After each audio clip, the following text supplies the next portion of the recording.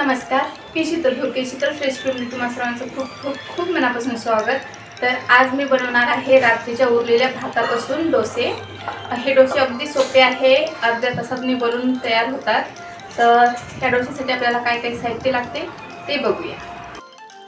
तर इथे मी हे भात घेतलेला आहे, रात्रीचा उरलेला भात आहे. त्यानंतर हा आहे रवा, अर्धी वाटी रवा आणि अर्धी वाटी दही घेतलेला आहे आणि मीठ. आता आपण मिक्सरच्या भांड्यामध्ये भात टाकून घेऊया. आपल्याला सर्व पहिले मिक्सरमधून फिरून घ्यायचं आहे. हे बघा, भात टाकलेला आहे, पूर्ण भात टाकलेला आहे मी.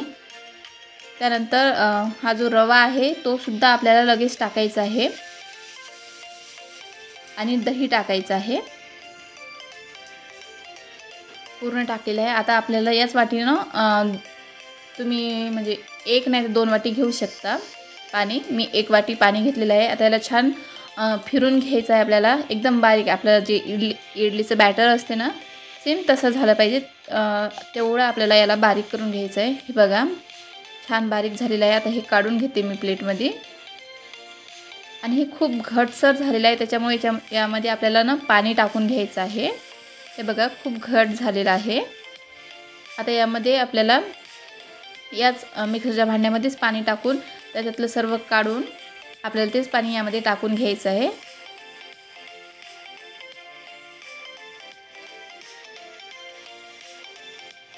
आणखीन एकदा पाणी टाकून परत हलवून घेते, म्हणजे त्याला थोडंसं बॅटर राहिलेलं असेल तरी ते निघून जाते. हे बघा, आता सर्व त्या मिक्सरच्या भांड्याला जेवढं सुद्धा लागेल ते सगळं निघून गेलेलं आहे. आता याला आपल्याला एकजीव करून घ्यायचं आहे, पूर्ण एक छान मिक्स करून घ्यायचं आहे. हे बघा, झालेलं आहे. आता यामध्ये आपल्याला ना मीठ टाकायचं आहे. तुम्ही यामध्ये खायचा सोडासुद्धा टाकू शकता, पण मला तेवढी काही गरज नाही वाटत, त्याच्यामुळे मी टाकत नाही. आता हे मीठ टाकून आपल्याला याला ना अर्धा 1 तास बाजूला ठेवून द्यायचं आहे. हे मिक्स करून घेते आणि आता हे बाजूला ठेवून द्यायचं आहे आपल्याला. साधारण 1 तास तरी हे बाजूला ठेवायचं आहे. आता 1 तास झालेला आहे. मी गॅस चालू करून आपल्याला डोसा बनवून घ्यायचा आहे. तव्याला मी पहिले तेल लावून घेते. तवा छान गरम झाल्याच्यानंतर आपल्याला त्याला तेल लावून घ्यायचं आहे. हा तवा ना थोडा जाड आहे, त्याच्यामुळे लवकर गरम होत नाही आहे. आता आपल्याला याच्यावर डोसा बनवून घ्यायचा आहे.